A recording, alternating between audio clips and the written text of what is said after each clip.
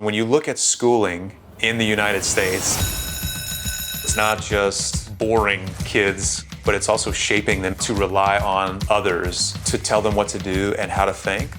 Each class period is sit, listen, absorb, go out. We're kind of turning into robots.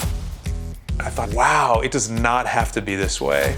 What if we give kids control over their learning and teach them to be independent? It's like mind-blowing. It just opens up a world of possibilities. Can any student thrive as a self-directed learner? 100% yes. I get to control how slow or fast I work. They're working on things that are real products, not just papers that die in a classroom somewhere. It's fun and new and engaging way. It's education for the 21st century. This is Stand Together Presents. Stories, ideas, and advice from changemakers tackling our biggest challenges. Okay, Tyler, why self-directed learning? Yes, so I actually got my start teaching at Georgia's largest public high school. And I can even remember this one day where I asked them genuinely, truly, like, how many of you guys want to be here? And nobody raised their hand. I think very practically, a lot of kids, they don't see a connection between their own goals and like what it is that they're learning right in front of them. And so if you're in that environment, like, what does that do to your mind? What does it do to your spirit? What does it do to your heart? And I think self-directed learning addresses these problems head on. A lot of people think kids really need to be told what to do and they're actually not capable of learning for themselves. But if the motivation and the support is there, what they do is incredible. Because it's empowering someone to take charge of what they want to learn. They just end up being more enriched, thoughtful, energized humans. But self-directed learning is a journey. And there's 4 steps that every learner has to go through in order to be self-directed. Let me show you.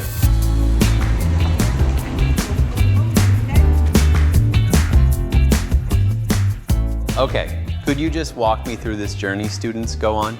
Yeah, so the 4 phases of a self-directed learner. Phase 1 is when you come in, you ask questions. You're just curious. And it's them growing a desire for learning. I learn differently. How do you think you learn? What do you mean differently? Because of my disability, I have dyslexia. I didn't understand what I was learning, so then I was not interested in it. Because my brain can't process all the information that they tell me at once, so it takes me a minute. The way to nurture a desire to learn is to get to know your learners and to help them explore connections between their lived experience and whatever it is that we're gonna learn together. So time blocking is what gets you. What are you gonna change to get that done? So now, since you're in a self-directed school, they let me go at my own pace and they let me choose how I want to learn. The first thing we did was pre-development. Omari has a huge desire to learn and just want to be a better person in general. I feel like I can do anything now. Please sign this QR code and have a nice day. We're gonna do this a couple more times, just heads up. 5-minute break, run through it again. Phase 2 is more, now I'm gonna look around and see what's available to me to help learn this thing. This is what we call resourcefulness. Olivia, what's the hardest thing for you to learn right now? The hardest thing, it's gotta be something with math. I don't like math. I guess I just didn't realize how much harder it would be than from like 5th grade.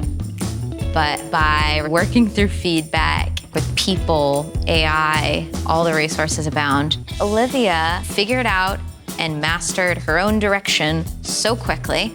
I told myself that it was okay reaching out for help and that I could get other people's input on things. It taught me how to really take control of my life, self-awareness, like I'm in charge of what I do. Because when they are in the driver's seat, they actually care. And because they care, they learn. Not like zoom through it, just like actually like absorb the information. I like it. All right, thanks, girl. Phase 3, which we call taking initiative, is where learners, they are setting goals, they are identifying obstacles, and they're coming up with plans to overcome those obstacles.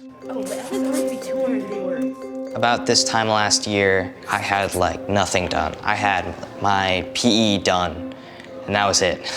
He came to the end of the year And you could see he was kind of disappointed with himself, like, wow, I really haven't accomplished as much as I really had hoped I would. But I think I've started to discover that when you set your own goals, you always know you can do them. And that kind of sparked my initiative. And I finished the entire rest of the year in a single summer. And I felt so achieved when that happened. And it was like his spirit lifted. He was a more confident person. And then all of a sudden, he had accomplished a ton. He started becoming somewhat of a leader in the studio. It was a massive transition for him.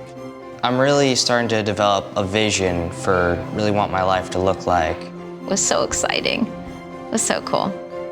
Well, there you go. Then I'm glad you're here. Glad to be here. Phase 4 is the goal. Phase 4 is, we call it persistence. And this is where learners have reached a place where nobody's going to stop them. Persistence as a learner. I would say failing way too many times and use them as a learning experience rather than just getting stuck on the failure. And so we're getting them that experience now where we can coach them through the conflicts and through the struggles. I almost did not pass 5th grade. That was my first year at the forest school because I didn't understand the learning. And I was able to just learn how to work through that. And that's how I've driven grit through my days. And that's how I've become really disciplined. I became empowered, and that empowered stuck with me. Well, I feel so set up for life. I just know all of these little skills that have built a tool belt from this school that I can use for the rest of my life. And since they're something I use every day, right? They're not something I'm just gonna forget like Algebra 2. They're something I use daily, and so I can use them for the rest of my life. Imagine a generation of young people who know who they are, who are able to adapt, who are solving problems that have not yet been solved, not because someone told them how, but because they learned how to do it for themselves. I would hope that more people would be brave enough to do something wildly different so that we can see these people turn into incredibly interesting, unique human beings that they are. I think the nation that transforms its education system into one graduating self-directed learners is way more empathetic, productive, understanding, constructive. In a world that's changing faster than any one test can measure, agency isn't optional, it's vital. I will be prepared for everything life throws at me. I want to keep pushing. I feel so set up for life. I feel like I can do anything now. Stand Together partners with changemakers tackling our biggest challenges. To see more stories, follow our channels. And to learn more about how you can partner with us, go to standtogether.org.